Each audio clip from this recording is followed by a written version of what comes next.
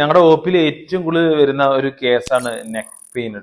Recent തന്നെ ഞങ്ങൾ ഒരു ആഴ്ച മുമ്പ് ഒരു 14 വയസ്സുള്ള ഒരു കുട്ടി, അവനും നെക്ക് പെയിൻ ആയിട്ടാണ് വന്നത്.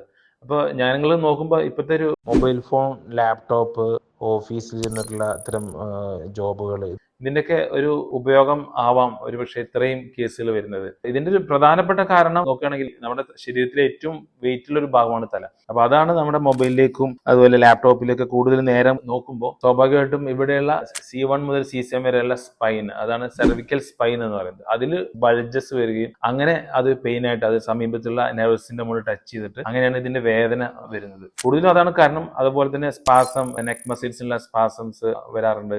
അതിൽ ഹെവി വെയിറ്റ് ലിഫ്റ്റിങ്, ചിലപ്പോൾ വീട്ടിലുള്ള വയസ്സായ ആൾക്കാരൊക്കെ അങ്ങനെ പൊക്കലും അങ്ങനെയുള്ള ഇതിൻ്റെയൊക്കെ ഭാഗമായിട്ടും ഈ വേദന വരാം. അതിന് ആയുർവേദത്തിൽ നമുക്ക് വളരെ നല്ല രീതിയിൽ ട്രീറ്റ് ചെയ്യാൻ പറ്റുന്ന ഒരു കേസാണത്. കുറച്ച് മെഡിസിൻസും അതുപോലെ ചെറിയ ട്രീറ്റ്മെന്റ്സും ഫിസിയോതെറാപ്പിയും ചേർത്ത് നമുക്ക് നല്ല രീതിയിൽ അത് നെക്ക് പെയിന് നമുക്ക് വളരെ പെട്ടെന്ന് തന്നെ സോൾവ് ചെയ്യാൻ പറ്റും. അത് ആദ്യം തന്നെ ഈ വേദന വരുമ്പോൾ തന്നെ നമുക്ക് ട്രീറ്റ്മെന്റിലേക്ക് വന്നു കഴിഞ്ഞാൽ അതിനുള്ള കുറച്ച് ടിപ്സ്, കൂടുതൽ മൊബൈൽ ഫോൺ ഉപയോഗം കുറക്കുക, നെക്കിന് കൂടുതൽ ഭാരം വരുന്ന കാര്യങ്ങൾ ഒഴിവാക്കുക, ഇങ്ങനെയൊക്കെ ഇതിലൂടെ കുറച്ച് മെഡിസിൻസും ചേർത്ത് ചെയ്തു കഴിഞ്ഞാൽ വളരെ പെട്ടെന്ന് തന്നെ നമുക്കൊരു റിസൾട്ട് ഉണ്ടാക്കാൻ കഴിയുന്ന ഒന്നാണ്.